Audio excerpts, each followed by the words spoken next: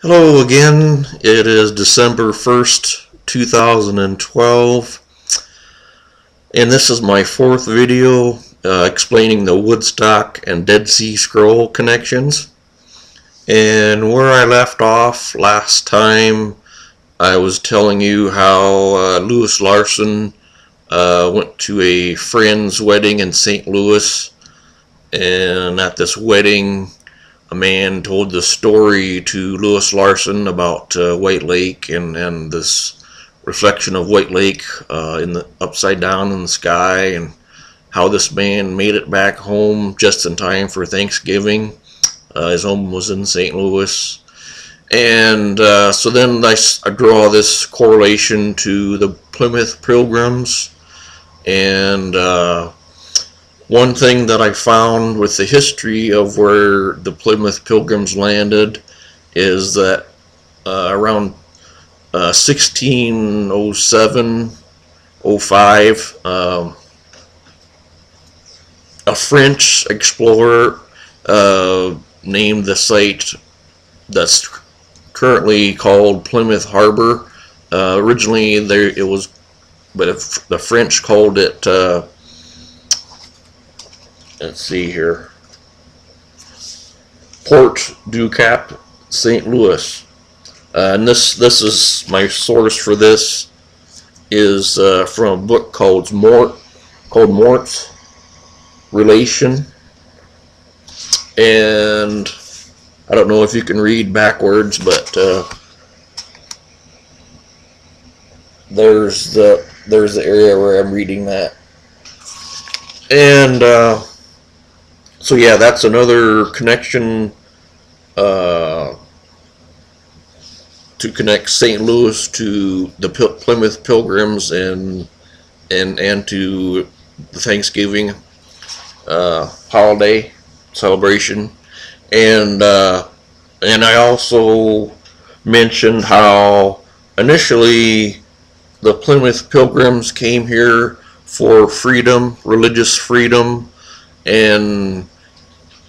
and some people, like in our mainstream media, or I would like to call them lamestream media, tell us that these Plymouth Pilgrims were tyrants and ruthless and whatnot. But this isn't the case if you actually read the first-hand stories of the people of Plymouth. And so here is a book, Good Newses from New England. And in this book, it's written by Edward Winslow, and he is one of the original settlers of Plymouth. And he has an account here of how in July of 1622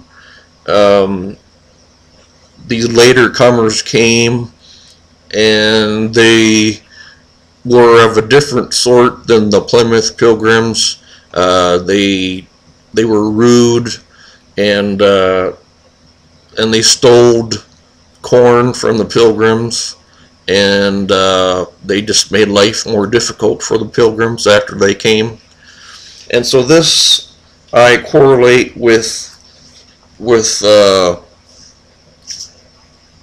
it sort of correlates with the 390 years, and how in the Damascus document it talks about King Nebuchadnezzar and his reign, and how the people were burdened for these 390 years.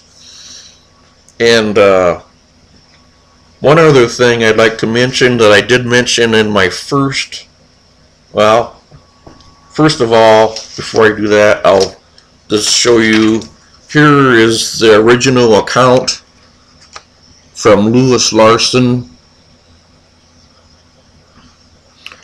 that tells the story about the man who was on a wheat harvesting crew in the White Lake, South Dakota area, and how he made it back to his home in St. Louis just in time for Thanksgiving. And here is the envelope that Lewis Larson used to send me the story about this. And it's, you can see by the postmark, it's 1989. And so, yeah, that's that. And in my first video, I mentioned how there was this correlation with Joe Cocker's performance and the passage in the Damascus document and in the Bible, Micah chapter 2 verse 11. And I just wanted to draw attention to how intricate this connection is.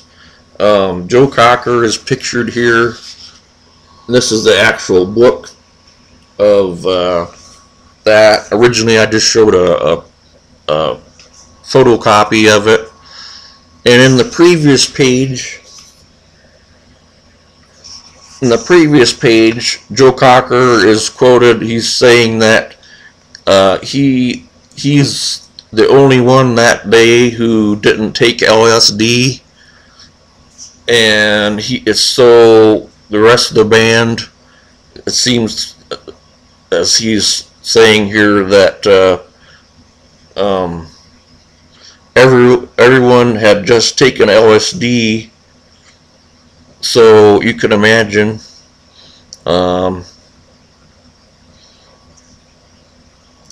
that is one of the first things that always sticks in my mind. I was the only guy in the band that didn't drop acid that day, and it was like something I think I regretted to some degree, although God knows I might have been too scared to go on there. And so this indicates that Joe Cocker was very likely the most sober person in his band, the Grease Band, and so this tells me that he was probably the most in touch with the truth of things, rather than have it obscured by drugs. And so and then another thing with the Micah chapter 2 verse 11, it talks about if one should make the futile claim or act on impulse and make the futile claim, I pour you wine and strong drink as my prophecy. The impulse, that's a very key word. If one acting on impulse. Now Joe Cocker, according to Michael Lang, one of the organizers of Woodstock, they had trouble getting the acts there in a timely manner, and in this book, Michael Lang is saying that he had Joe Cocker's band stall for an extra 45 minutes so that they could bring on the next act. And so this tells me that Joe didn't necessarily have the song "Let's Go Get Stoned" planned for that day. And so, yeah, if one acting on impulse should make the futile claim, which the Micah chapter 2 verse 11 states. So that tells me that this is a very, very intricate connection here. And so yeah, that's another connection. And also, as a connection with the 1 Kings chapter 12, where it talks about the festival being held in Bethel and in Dan. It looks like I probably have to make another video to cover this, but it's the Aquarian Exposition, and it equates to the golden calf in the Bible.